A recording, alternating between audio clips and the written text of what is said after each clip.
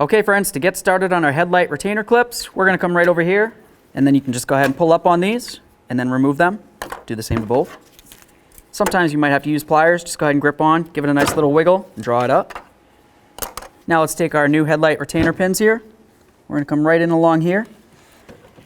You can see along the bottom you have a tab there, and then right up along this area you have another little nub that comes out. Those need to line up with the tab and the hole on this.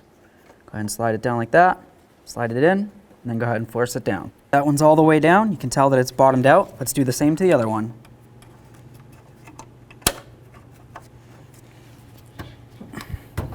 There they are.